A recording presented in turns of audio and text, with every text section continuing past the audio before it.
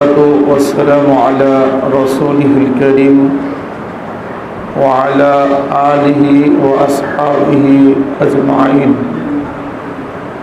أشهد أن لا إله إلا الله وحده لا شريك له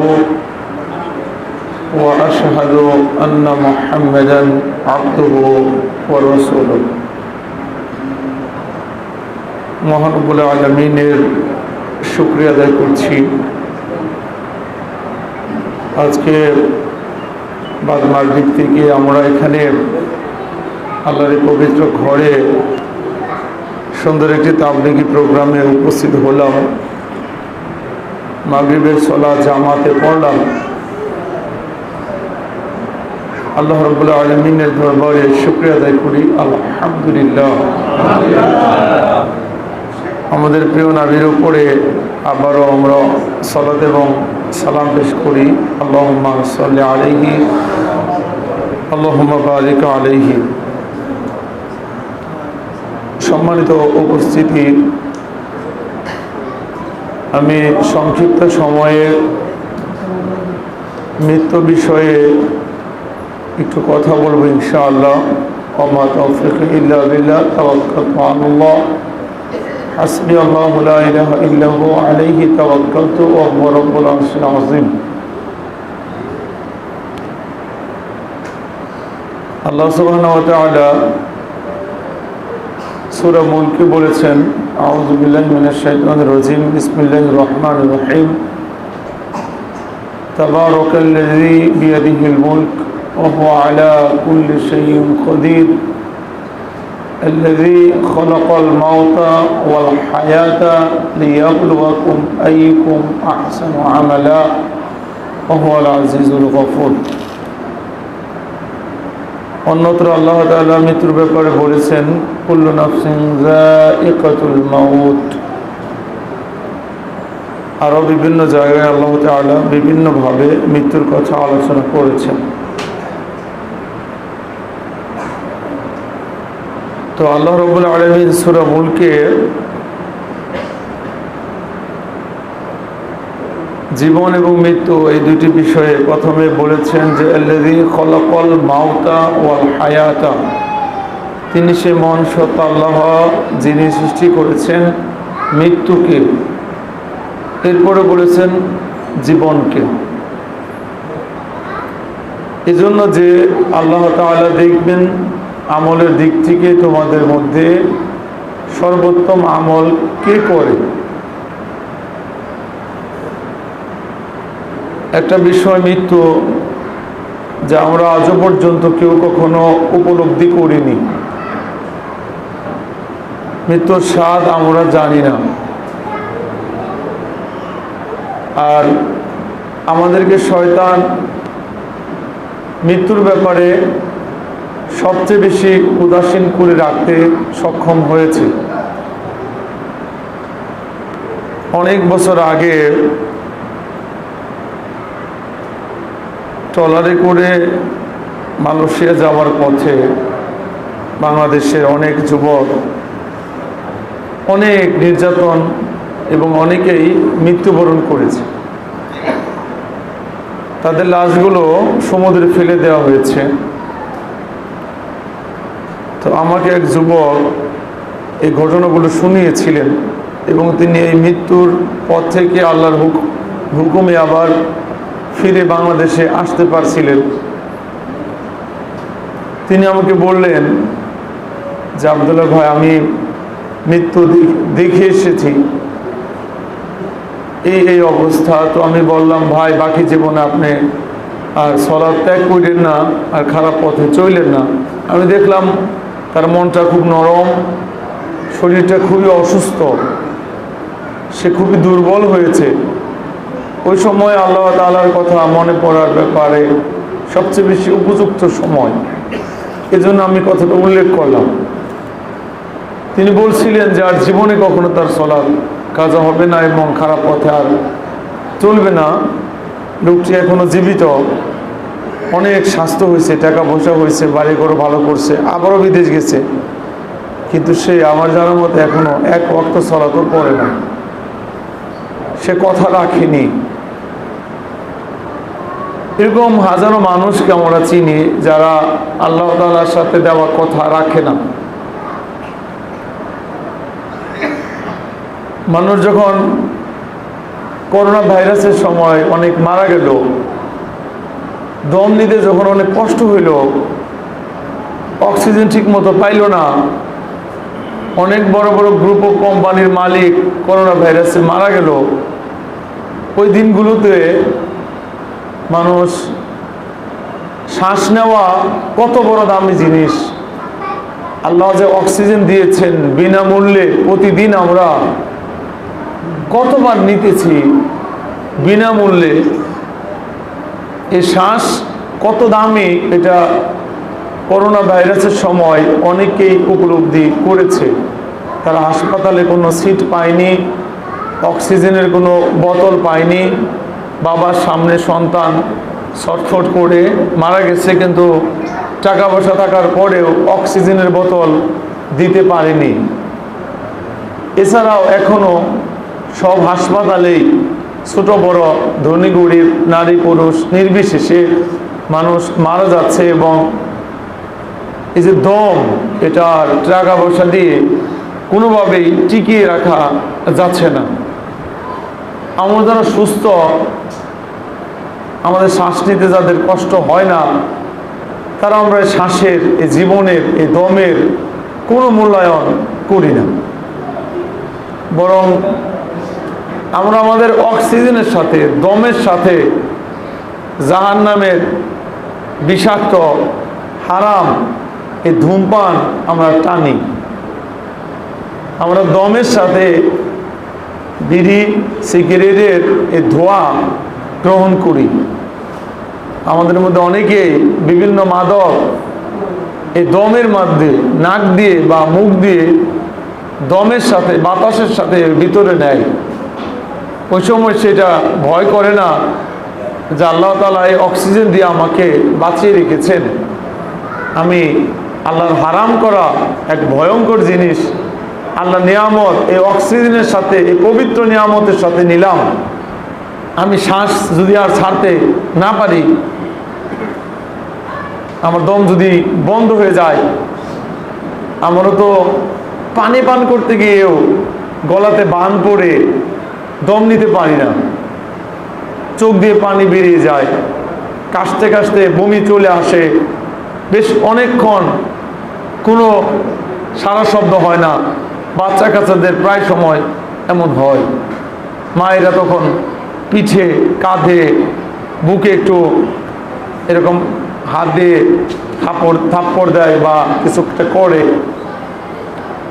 একটা শিশু ভূমিষ্ঠ হলে, না কাঁদলে, দম না নিলে ডক্টররা পেরেশান হয়ে যায়, পা দুটা হাতে নিয়ে উপর দিকে করে ঝাঁকায়, অনেক জোরে জোরে আঘাত করে। বাচ্চা পানিতে পড়ে গেলে মানুষের দমের জন্য মাথায় নিয়ে, কুলে নিয়ে ঝাঁকুনি দেয়, মুখ দিয়ে ফু দেয়, যেন বাতাস যায়, দমটা যায়। আমরা আসলে এত দামি একটা জিনিস, যার বিনিময়ে আল্লাহ তাআলা 1 টাকাও নিতেছেন না, এবং এটা কোনো ব্যক্তি, কোনো রাষ্ট্রের কাছে, কোনো দলের কাছে আল্লাহ আজ পর্যন্ত দেন নাই। আল্লাহর কি দয়া, কিয়ামত পর্যন্ত এটা কোনো রাষ্ট্রের সম্পদ, কোনো ব্যক্তি বা কোনো দলের সম্পদ আল্লাহ দেবেন না। এটা আল্লাহ ফ্রিভাবে, এভাবে বিনামূল্যে মাগনা সব জায়গায় রেখে দিচ্ছেন। যদি এটা আওয়ামী লীগের কাছে থাকতো, তো বিরোধী দলকে তারা একটু অক্সিজেন দিত। যদি এটা বিএনপির কাছে থাকতো, এরাও বিরোধী দলকে কোনোদিনই এটা দিত না। বাবার কাছে থাকলেও সন্তানকে দিত না। যখন সন্তানের উপর রাগ হইতো, সন্তানের ব্যবহারে বাবা রাগ হয়ে এই দমটা বন্ধ করে দিত।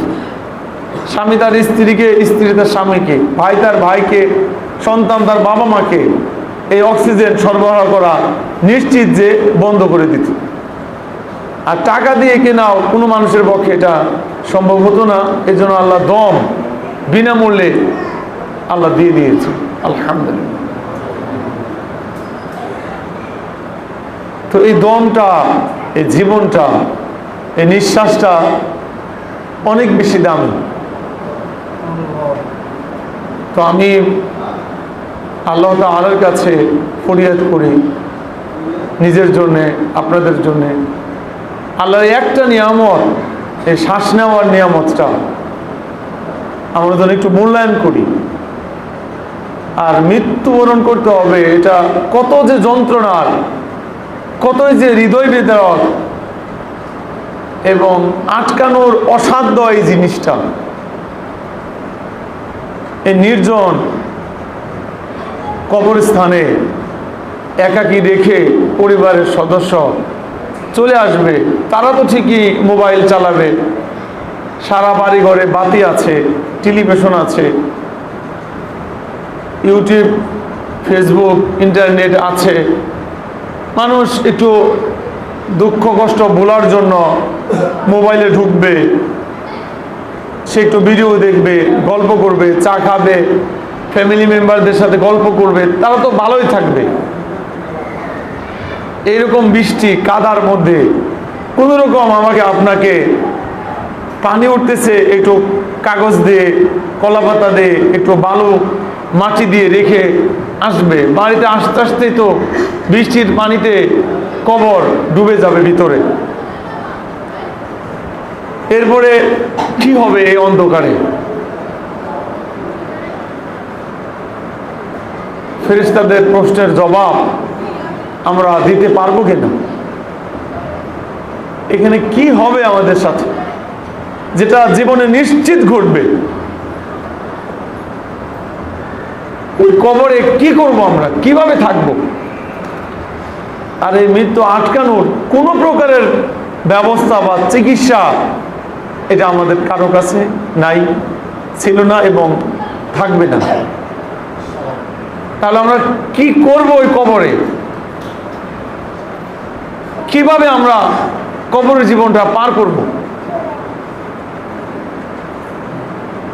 কিভাবে আমাদের হাতের নখগুলো খসে পড়ে যাবে, চোখগুলো গলে পানি হয়ে যাবে, মাথার চুল দাড়ি একটা একটা ঝরে যাবে, কয়েকদিনের মধ্যে পেটটা ফুলে ফেটে যাবে, এটা পোকামাকড়ের খাবার হবে।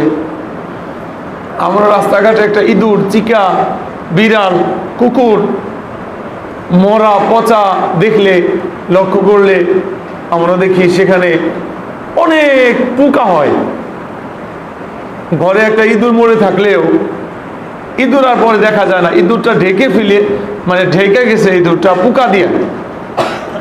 ওই চিকাটা অথবা ওই মুরগিটা পড়ে আছে যেখানে, পরে আর মুরগি নাই, ওটার সারা শরীরটা পোকা দিয়ে ঢেকে আছে।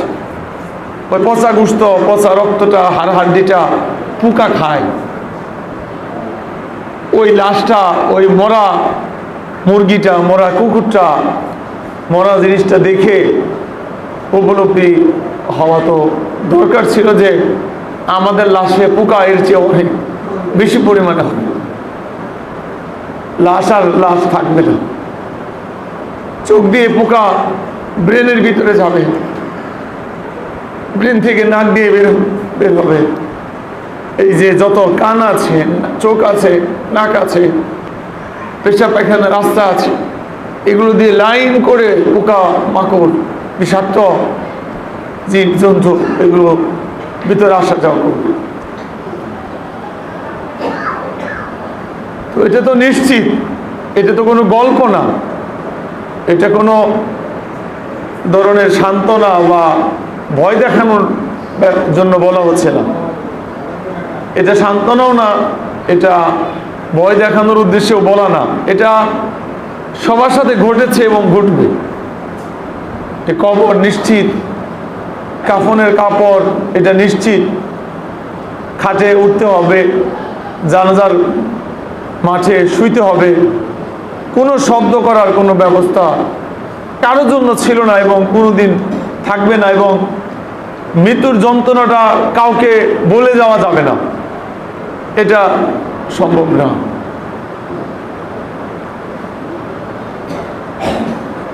এজন্য আমাদের নবী মৃত্যুর কথা স্মরণ করতে আদেশ করে গেছেন যে দুনিয়ার স্বাদ জীবনের স্বাদ নষ্ট করতে পারে একটা জিনিস, সেটা হলো মৃত্যু, মৃত্যুর স্মরণ। আমরা দুনিয়াকে যে মজার জিনিস মনে করেছি, এই মজার জিনিসের স্বাদটা, এই ভুলটা ভাঙাতে পারে এই মিথ্যা জিনিসটা, এই জীবাণুটা সরিয়ে দিতে পারে একটা ঔষধ। ওটা হলো অধিক পরিমাণে মৃত্যুকে স্মরণ করা।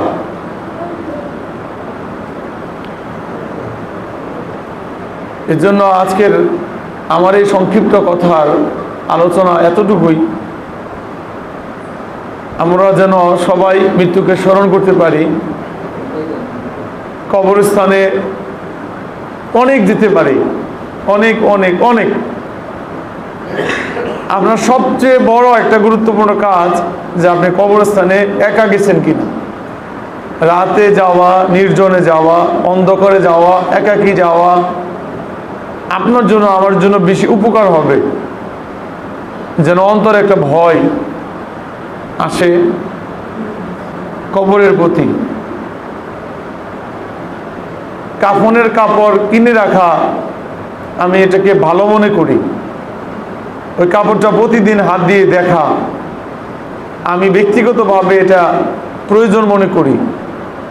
এই কাপড়টা আপনার লাগবে যে কোনো সময়।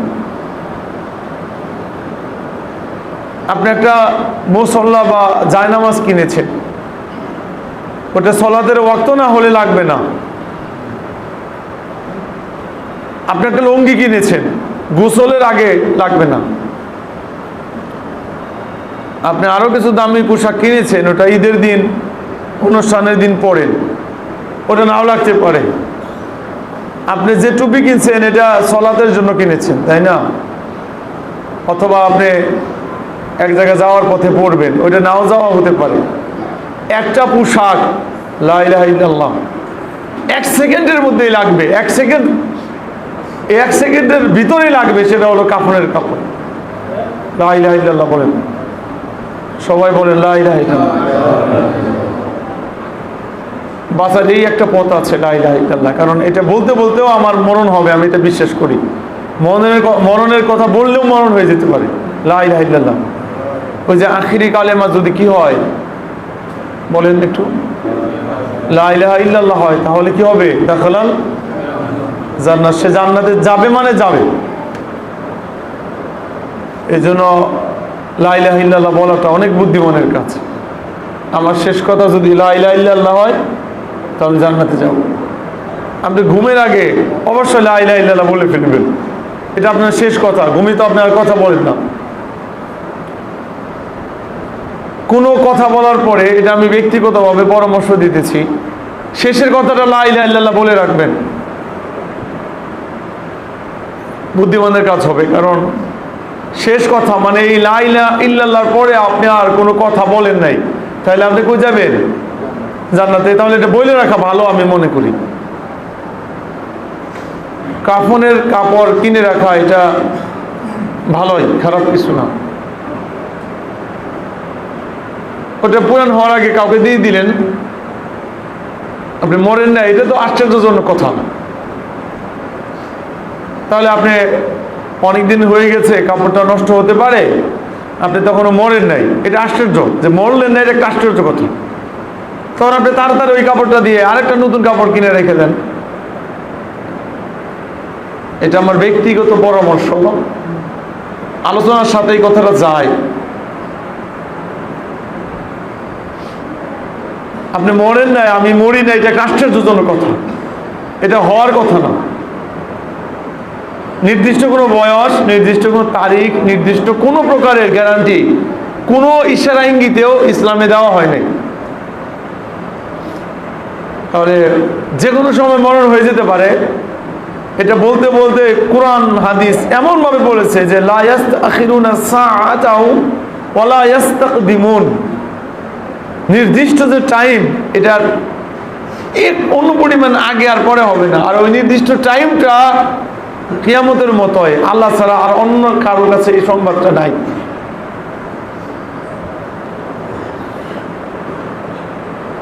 আমি আমার এই সংক্ষিপ্ত কথায় আমি একটা কথায় বলেছি, আমি মুসাফির আবদুল্লাহ, আমি যেন মৃত্যুর কথা মনে রাখতে পারি। এই দুনিয়ার লম্বা আশা আকাঙ্ক্ষা থেকে আমার আশা আকাঙ্ক্ষা যেন কবর পর্যন্ত থাকে, এবং লম্বা প্ল্যান হলো জান্নাত। আপনাকে যদি প্রশ্ন করা হয় আপনার ভবিষ্যৎ পরিকল্পনা কি, আপনার ভবিষ্যৎটা কি, যেমন আমরা বিবাহের সময় ঘটক বা গার্ডিয়ানকে জিজ্ঞেস করি আপনার ছেলের ভবিষ্যৎ কি, এখনো লেখাপড়া করে, চাকরি বাকরি করে না, ব্যবসা বাণিজ্য কী অবস্থা, আপনার ছেলে বিয়ে করাবেন, আমার মেয়েটা যে দেব, ছেলের ভবিষ্যৎ কি? আপনি উত্তর দিবেন আমার ছেলের ভবিষ্যৎ হলো মৃত্যু। আর আপনিও যারা বিবাহ করেন নাই, বিয়ের সময় মেয়ে দেখতে গেলে বলবেন যে আমার ভবিষ্যৎ হলো মৃত্যু। আপনার ভবিষ্যৎ কি? আপনার ভবিষ্যৎ মেম্বার, আপনার ভবিষ্যৎ চেয়ারম্যান, আপনার ভবিষ্যৎ মসজিদের খতিব, আপনার ভবিষ্যৎ ডক্টর মিজানুর রহমান আজহারি, আপনার ভবিষ্যৎ শেখ আহমদুল্লাহ, আপনার ভবিষ্যৎ আব্দুল ইবনে আব্দুর রাজ্জাক, আপনার ভবিষ্যৎ আব্দুর রাজ্জাকের মতো সারা বাংলাদেশে মাদ্রাসা করতে পারবেন, আপনার ভবিষ্যৎ ডক্টর আবদুল্লাহ ফারুক সালাফি, আপনার ভবিষ্যৎ আসাদুল্লাহ গালিব স্যারের মতো, না, আপনার ভবিষ্যৎ কি? মৃত্যু। এখন আল্লাহ চাইছেন এই জন্য তিনি আসাদুল্লাহ গালিব, আল্লাহ চেয়েছেন এই জন্য তিনি ডক্টর আবদুল্লাহ ফারুক সালাফি, আল্লাহ চাইছেন এই জন্য আমাদের মেহসাব উস্তাদজি এই সম্মানে গেছে, আল্লাহ চাইছেন মুদি উস্তাদজি সেখানে গেছে, আল্লাহ চাইছেন আপনার কবির উস্তাদজি ইমাম হয়েছে, আল্লাহ চাইছেন এই জন্য আমি এখানে আলোচনা করতেছি। এগুলো আল্লাহর চাওয়া, ইচ্ছা, কিন্তু এগুলো আমাদের কোনো নির্দিষ্ট আমাদের কোনো কৃতিত্ব না, অর্জন না, এটা আল্লাহর চাওয়া। আল্লাহ চাইছেন আপনি ব্যবসা করেন, আল্লাহ চাইছেন আপনি চাকরি করেন, কিন্তু আপনার ভবিষ্যৎ, নিশ্চিত ভবিষ্যৎ কি? সবাই বলেন আমাদের নিশ্চিত ভবিষ্যৎ কি? ছেলে বিবাহ শাদী করাতে গেলে মেয়ে বিবাহের সাথে ভবিষ্যৎ জিজ্ঞেস করলে উত্তর দেবেন যে আমার ছেলের ভবিষ্যৎ হল মৃত্যু। তো আমি এবং আপনারা যারা আসছেন আমরা সবাই যেন আমাদের নিশ্চিত ভবিষ্যতের দিকে একটু মন দিতে পারি। বিশেষ করে আমার জন্য দোয়া করবেন। আমি নিফাকের ফিতনায়, দুনিয়ার ফিতনায় জর্জরিত হয়ে আছি, অনেক চেষ্টা করেও উঠতে পারতেছি না। আমি অন্যের মোবাইলের মধ্যে একটা ভিডিও দেখছিলাম, মহিষ তো অনেক লম্বা চড়া বড় সড়ই, ওই মহিষের বাঘে ধরে, মহিষের চামড়া অনেক শক্ত, অনেকটাই নাও ছিঁড়তে পারে না, 4-5টা বাঘে অনেক কষ্ট করে আধা ঘন্টা 1 ঘন্টা বইরা প্রথমে ফালায় মহিষটাকে, অনেকক্ষণ পরে এটা পড়ে মাটি, তবু দাঁড়াতে চায়, কিন্তু প্রায় 15-20-30টা বাঘ এই সাইডের একবারে ঢাইকা ফালায়, তো মহিষটা উঠতে পারে না, অনেক কষ্ট করে মহিষটা মরে, অনেক সময় নেই। সেম মানে আমি ব্যক্তি জীবনে দেখছি, অনেক চেষ্টা করছি, পারিনি। মানে দুনিয়ার ফিতনা, পরিবারের ফিতনা, প্রতিষ্ঠানের ফিতনা, সমাজের ফিতনা, রাজনীতির ফিতনা, দলের ফিতনা, ব্যস্ততা, ঋণগ্রস্ততা, অভাব অনটন, মানুষের কথা, মানুষের ভয়ভীতি, তিরস্কার, জেল, জুলুম, থানা, মামলা, হামলা ধামলা, ওই কে পতাকা উড়াইছে তাদের লিস্ট কেমনে করতে হইব, কেরা লম্বা চুল রাখছে হ্যাগো কি লিস্ট করতে হইব, কেরা কি ওয়াজ করছে হ্যাগো লিস্ট কেমনে থানায় জমা দিতে হইব, এগুলো নিয়েই মানুষ, মুসলমানরা ব্যস্ত। মানে নেশা কিভাবে বন্ধ করতে হইব, নেশা কিভাবে বন্ধ করতে হবে এটা নিয়ে কেউ ব্যস্ত না, জুয়া কিভাবে বন্ধ হবে এটা নিয়ে মানুষ ব্যস্ত। মানুষ আলেমুল আমাদের কিভাবে দমাবে, যারা দিনের কাজ করে তাদের কিভাবে আটকাবে, কে কালেমার পক্ষে কথা বলে, কে তাওহীদের পক্ষে কথা বলে, কে সরকারের বিরুদ্ধে কি কইছে, কার মাদ্রাসায়, কার মসজিদে, কার বাড়িতে লা ইলাহা ইল্লাল্লাহর পতাকা উড়াইছে, তার লিস্ট থানায় জমা দিতে হইবে। তো আসলে দুনিয়াবি বিভিন্ন ফিতনায় আমরা জর্জরিত। এই অবস্থায় মুনাফিকির কারণে ভালো কিছু করতে পারলাম না, আর ভিতরে এই নিফাকের ফিতনায় পড়ার কারণে সাহসী কোনো কাজ করে যেতে পারলাম না। আল্লাহ তাআলা আমাদের অক্ষমতাকে মাফ করে দেবে। আর মসজিদ, ইমাম, আলেম ওলামাদের দিকে খেয়াল রাখা সৌভাগ্যের ব্যাপার। প্রধানমন্ত্রী থেকে শুরু করে এমপি, মন্ত্রী, মিনিস্টার, রাষ্ট্রের ইঞ্জিনিয়ার, সবাই আমাদের ট্যাক্সের টাকা দিয়ে তাদের বেতন। কিন্তু আপনি কি কখনো বলতে পারবেন যে আপনার টাকা দিয়ে প্রধানমন্ত্রীর বেতন দেওয়া হয়? এটা কি আপনি কখনো বলতে পারেন? বলেন।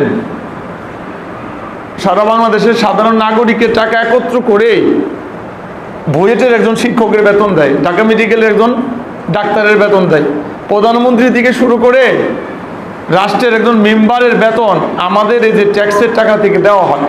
তাহলে আমরা সবাই মিলে কি প্রধানমন্ত্রীকে বেতন দিতেছি না? এটা কি মিথ্যা কথা না সত্য? কিন্তু আমরা কি কখনো এই কথাটা খুঁটা দেই, বলি? কিন্তু কথায় কথায় কিন্তু আপনারা বলেন আপনি ইমাম সাহেবের বেতন দেন, এই খুঁটাটা কিন্তু আপনি দেন। ইমাম সাহেবের ভাতের বাটিরে কিন্তু ভিক্ষুকের মতো ঘুরে, 100 টাকার বেতন কিন্তু ভিক্ষুকের মতো চায়।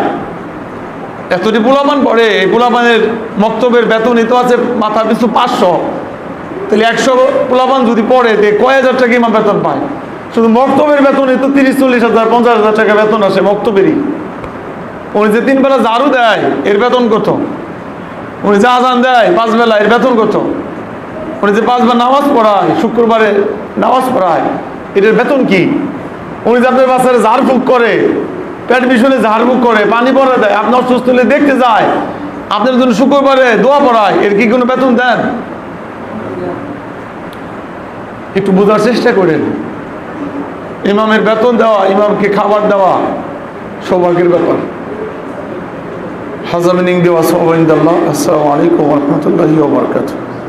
আমার একটু ব্যক্তিগত প্রয়োজনীয়তার জন্য আমি আগে কথা বলে চলে যাচ্ছি, মাফ করবেন। আসসালামু আলাইকুম ওয়া রাহমাতুল্লাহ।